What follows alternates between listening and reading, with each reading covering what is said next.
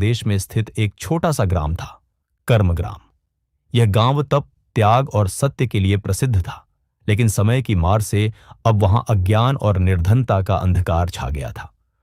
उसी ग्राम में जन्म हुआ एक बालक का नाम था विवेक।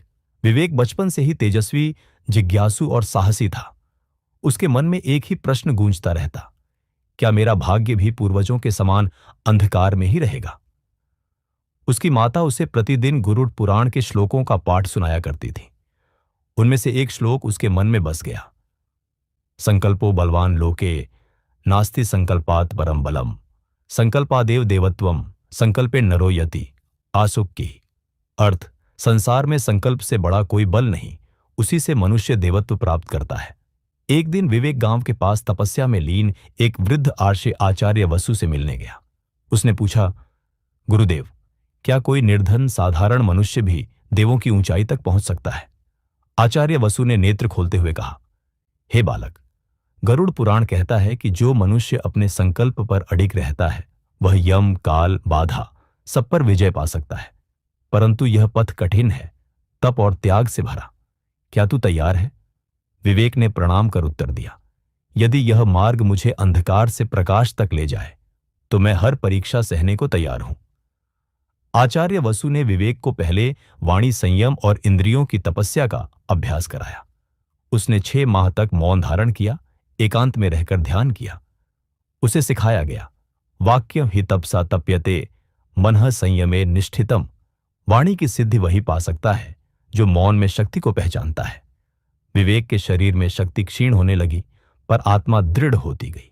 गांव के लोग कहते, यह बालक तो पागल हो गया है, जंगल में बैठकर कुछ बड़बड़ाता है। पर विवेक को अब समाज के ताने नहीं डिगा सकते थे। अगले वर्ष विवेक को कर्म योग की शिक्षा दी गई। उसे गांव के वृद्धों की सेवा, कुओं की खुदाई और वृक्षारोपण जैसे कार्यों में लगाया गया। गुरु ने कहा, हे पुत्र, जो सेवा में स्वयं को मिटा देता है वही ब्रह्मत्व को पा सकता है। विवेक अब अहंकार से मुक्त होकर श्रम में लीन रहता। धीरे धीरे गांव के लोग उसकी सेवा भावना से प्रभावित होने लगे। अब लोग कहने लगे, यह साधारण बालक नहीं, कोई दिव्य आत्मा है। तीसरे वर्ष में उसे ब्रह्म ग्रंथों का अध्ययन कराया गया। गरुड़ पुराण, वेद, उपनिषद, योग, वशिष्ठ। उसने जाना, न विद्यया बिना मुक्ति, न संकल्प बिना सिद्धि।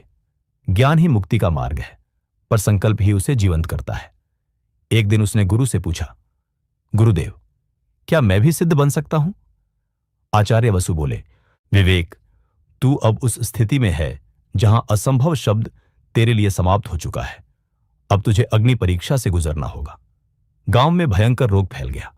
आचार्य वसु भी रोगग्रस्त हो गए।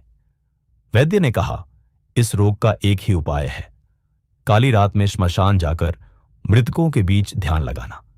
वहां जो दिव्य ज्योति मिलेगी वही अमृत है।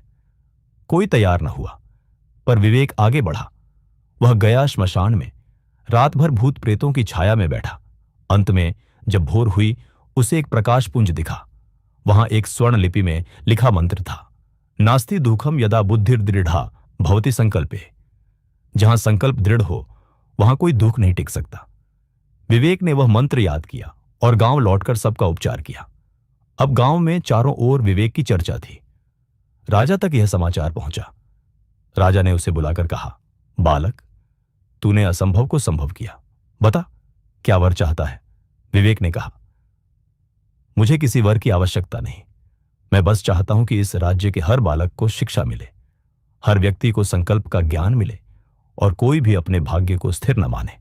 राजा ने आदेश दिया, इस राज्य में विवेक के नाम से संकल्प विद्यापीठ की स्थापना की जाए।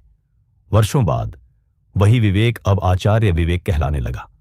वह जहां जाता वहां एक ही बात कहता, हे मानव, तू ब्रह्म का अंश है। तेरे भीतर जो अग्नि है वह पर्वतों को भी झुका सकती है।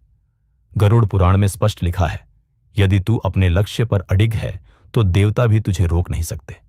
जीवन में असंभव कुछ नहीं है, यह केवल मन का